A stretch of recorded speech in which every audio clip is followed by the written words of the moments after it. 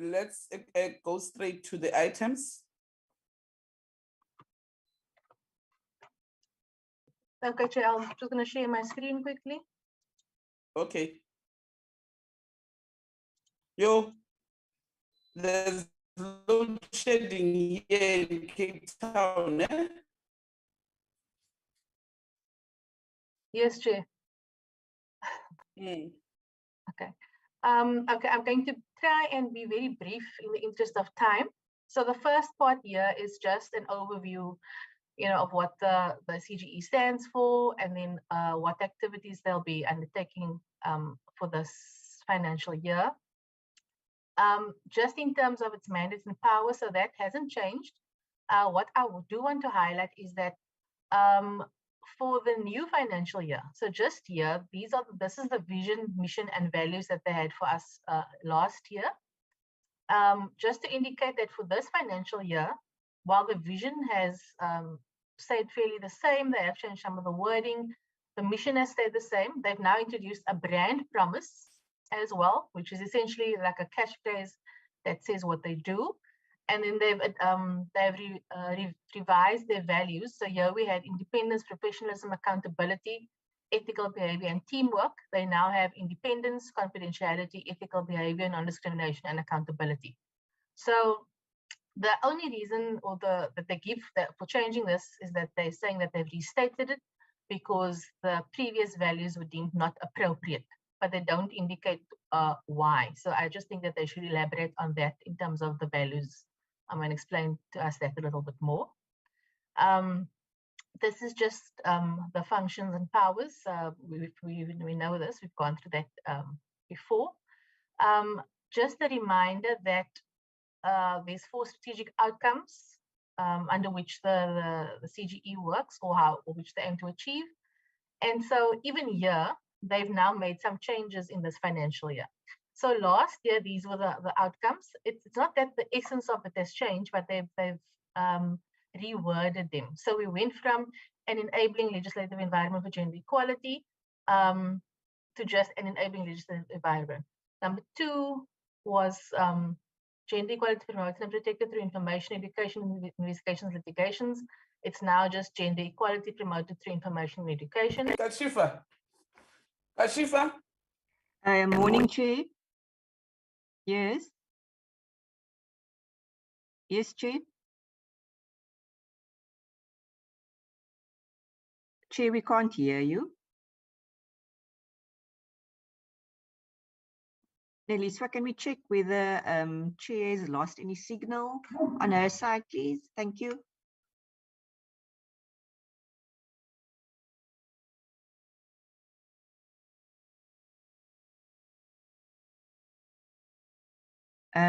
Ms. Masiko, can you give us an indication whether Crystal should carry on, please? Thank you. Yes, maybe she should proceed, Kashifa. I think the chairperson has lost the network.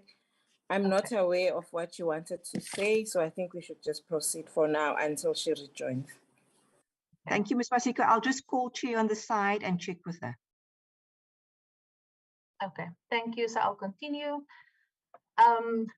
Number 3 was undertaking monitoring and research investigations on issues that undermine the attainment of gender equality and women's empowerment.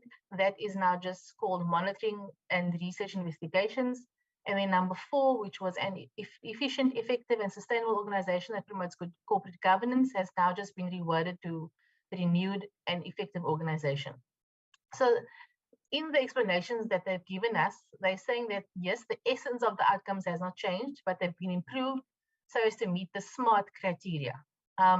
They're saying that in terms of the internal operations, they are embarking on a renewal process to improve the operations for optimal performance. And so that's why they've changed this to a renewed and effective organization. In terms of promoting respect for gender equality, they've restated that to emphasize the promotion of respect for gender equality through information and education, which is this one over here. And then the last one, evaluate issues that undermine gender equality, has been restated to include research investigations, which is that. So as I said, it's not that the essence of it has changed, but they've reworded them. In terms of other strategic changes, in previous years, they said to us that they essentially structure their work across 6 thematic areas. And so the work that they undertake fall within these categories. But they have not put this in the revised strategic plan or the new annual performance plan. So we don't know whether they are still following this approach, whether the work that's being undertaken still falls under these 6 broad categories, because there's just no indication of any of that. Also, there is very limited detail in terms of the targets across outcomes objectives 1, 2, and 3. So we really have no idea of whether this is still being followed. This is just a table of what they've highlighted as strengths, weaknesses, opportunities, and threats. It's basically remained the same across from last year. I'm not going to go through that at this point because just in the interest of time, I want to get to the budget. Or maybe just to highlight this around human resources, that they've always said to us that they are under-resourced, and especially when you compare it to other Chapter 9 institutions, and so often they will lose skilled staff. Christelle? Yes? Please, can you just hold for a second? I need to just check or verify something. I see that on the participants here, we have Parliament YouTube streaming. I just want to verify if this briefing session is not being streamed live on YouTube. Okay. Who can assist us with that verification? Thank you. Good morning, members. Good morning. It's Nelly. What they normally do is to log in early, so they'll start streaming at 9:30 as per yes. Okay, thank you for that. You may proceed, Christelle. Thank you, Ms. Masiko. So often they will lose their skilled staff to other institutions because they're not able to pay people more and because they are generally underfunded compared to other Chapter 9 institutions. This is just an overview of the previous year's budget, just to give a comparison of what they received in the last financial year, which was 91.4 million. And then I'm just going to move over to the budget for this year. This was just when they had the third quarter review with us, they had underspent it, and they were underspent significantly, and they were saying it was on compensation of employees, training and development, advertising and promotion, office cleaning and maintenance, and on report writing and publishing. So those were the main underspending reasons as at the end of December last year. So just as a reminder again, last year was 91.4 million. And then for this financial year, they've now received a total of 100.7 million. Approximately 65% of that is for compensation of employees and 35% is towards goods and services.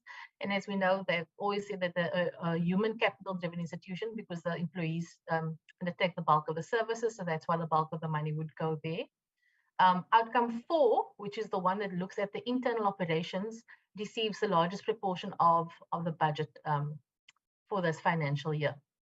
So just giving an indication there across the 4 objectives, that one, which is the internal one, gets 47.4% of the budget, and the remainder is spread across the other 3 like that. Objective 3, which is the one looking at monitoring and research investigations, actually receives the smallest amount of the budget at 8.3%, which is only 8.4 million for this financial year. If we look at the key cost drivers year on year, so for this year, 3.7 is towards ICT, 3.5 million is towards office cleaning and maintenance and security, and that's across the provinces and the head office. And then report writing, printing and publishing, 3.3 million is allocated towards that, 2.8 towards external fees, and then 2.3 million towards conferences and seminars. I think just in terms of the report writing, printing and publishing, we need some clarity there. Is the report writing happening internally or is it outsourced? Because we know also that there are staff shortages in some of those areas, so they just need to give us clarity in terms of the allocation for that. Is it only towards the printing and publishing, and how much of that is going towards the actual report writing, and who will be doing it? Just a quick overview of HR. So when we had the Q3 report from them, they said that there were about 20 funded vacancies of officials and 2 commissioners that were to be filled. And they then report to us that they hope that by the end of this financial year, all of these posts would be funded. They are currently busy with the recruitment drive for some of these posts, but just looking at this, there was a vacancy in the Head of Public Education Information, in research, the Deputy Director, and the research positions that were vacant. Also, the Head of Legal was vacant. So there were quite a few positions that were vacant. They're saying that at the moment, there were 16 vacancies, including that of 2 commissioners, and the total staff establishment is 110 personnel at this financial year. Quickly, just want to look at the targets. I want to point out to members that this was actually quite a challenge for this year. The reason being that they have actually changed quite a bit here. Firstly, they've reduced the number of targets from the previous year. In the last financial year, they had a total of 38 annual targets, and this year it's only 26. The problem with that is that it appears that some of the targets have been removed or discarded or moved to other objectives or outcomes. The content overall is very vague. There's no clarity or detail on the research projects or interventions as they did in previous years. I think if members can remember, they would say to us, we're doing the fatherhood project, we're doing the maternal health, we're doing XYZ. None of that detail has been provided in this year's annual performance plan. So we actually don't know what they are going to be doing. So there's perhaps mention of the research agenda that they're going to meet, but we have no idea what that entails. Also, then in some instances, if we look at the target, it's not clear whether that actually reflects the outcome purpose. So what I've done in the table below, I've put last year's targets in gray. To some extent, I tried to match where I saw something similar in this financial year, but it was very difficult to do that because a lot of what was listed as targets last year has been changed. So it's not been possible to track and trace because the targets have changed. I think very importantly, there's no mention or target of complaints handling. If members remember, they used to say that they're going to meet 80% of or deal with 80% of complaints. That used to be the target. It's mentioned in the strategic plan, but there's actually no annual target that's reflected in the APP. So we need to know what's happening with that particular target. And as I said, overall, there's limited and vague details, which makes it very difficult to track some of the aspects. Just to give an indication here, so these are the 2021 targets. I'm not going to go through them in the interest of time, but in outcome 1, these are now the new annual targets. For example, this one, they're saying to us, systemic investigations conducted and a report thereof on what? There's absolutely no detail on what that means and what they're going to be doing. Even like, so these targets, so the court monitoring and the SAPS and TCC monitoring used to be under objective 3, I think, and they are now under objective 1. Last year for this particular target year around the SAPS and Tutuzela care centers, they had 432, and for this year they're only going to do 144 police stations and Tutuzela care centers. If we then just go on to outcome 2, again, big changes in terms of the targets year on year. So also they've changed where before they maybe had, let's say for argument's sake, 36 engagements. It's now like this one is 48 million people that they're going to reach. This target is 720 stakeholders that they're going to reach through gender and development workshops and producer report. Year 540,000 people reached through community radio education outreach, and year 4,320 people reached through public education outreach and report. So my question is, how did they arrive at these figures? In the previous financial year, these targets were based on the number of interventions rather than the number of people. So how are you going to ensure, firstly, how do you come up with this number? And then secondly, how do you ensure that you're going to reach these numbers? Because then if I only get 4,000, have I failed at this target? Then just if we just compare to the left here, so like these ones that are in gray here, there's just no follow through from the previous financial year. It's not clear whether some of these things have been subsumed into the new targets, but as I said, there's just very, very little detail and clarity on what is happening with some of these targets. If we go to outcome 3, They report that they are going to do monitoring the country's compliance or the CG's influence on regional international instruments, but they don't say that. They say they're going to do one report. We don't know on which instrument. This is where they're talking about the research agenda initiatives implemented and that they want to reach 100% of that. What does that mean? There are no projects or initiatives identified in the document, so we just have no idea of what they're going to be undertaking. So just as an example here, in last year, this is a report on procurement allocations for women's empowerment. It talks about monitoring the GRP framework, high-level meetings, monitoring reports on municipal elections. So those kinds of things, that kind of detail is missing from this year's APP. Just the last one around the internal operations. So this is outcome 4. Again, some of these things have changed from the previous year. I want to just bring the attention to this one around the costed business plan that they want to submit to Treasury for funding. The output indicator for that is a number of costed business plans submitted to Treasury for funding, and that they want to do one for this year. That's the outcome or the target. But why only now? And if it's only going to submit to Treasury now, when will it be implemented? Also around the business model implementation, only at 75% for this financial year. So when will this be completed? But when will we be able to really track the impact that that's had? Also, year training and development initiatives, we don't know on what. So overall, I just think that there's a lot of detail lacking in what they've presented to us this year, and we need a lot more detail on what they'll be achieving, because it's very difficult to compare year on year.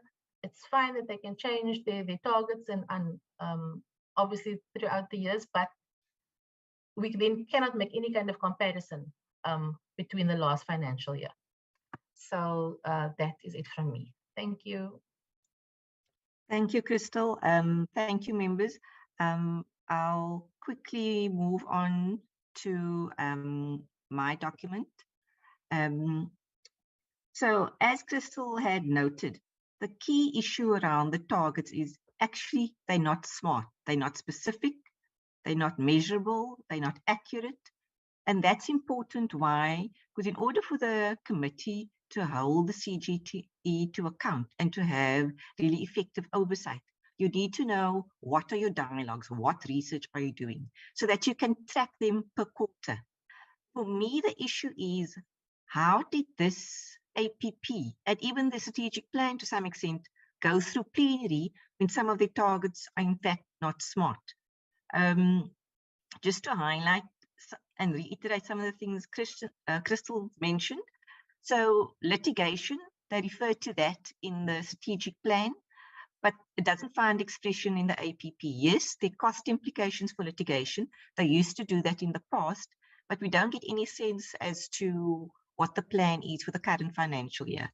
Again, like Crystal mentioned, the thing around the complaints resolution, they make reference to this in strategic, amended strategic plan, but again, doesn't find expression in the APP.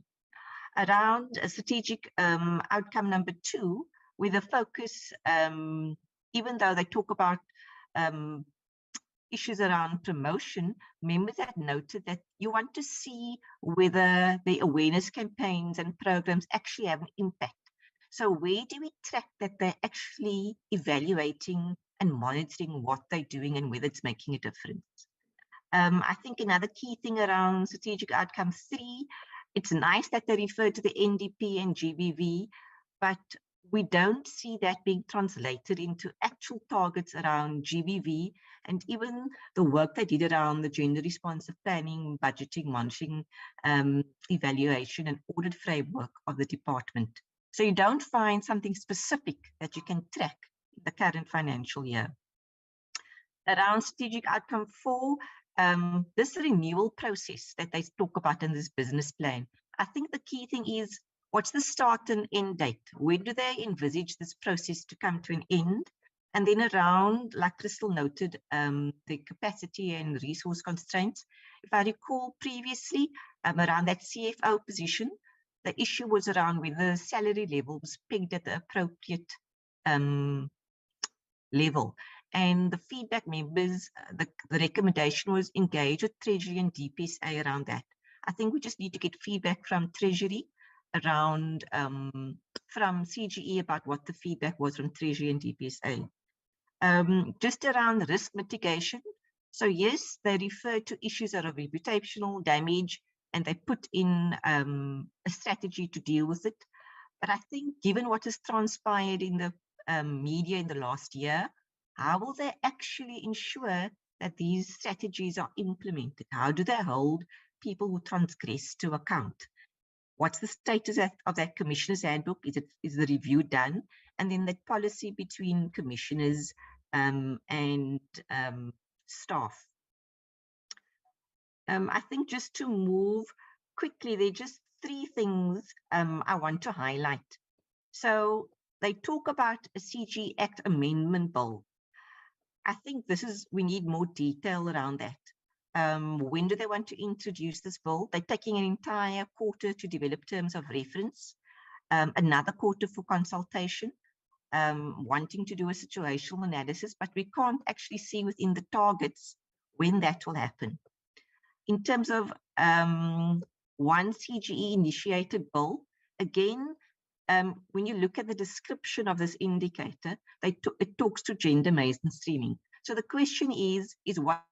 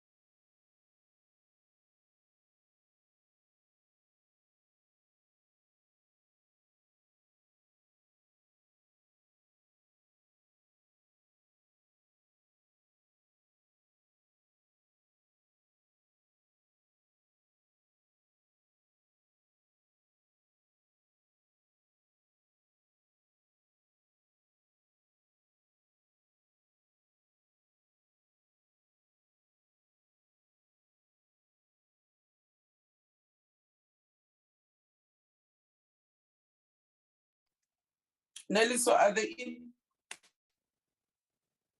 Not all of them, Chair. I've just spoken to Chairperson now to ask her to log in.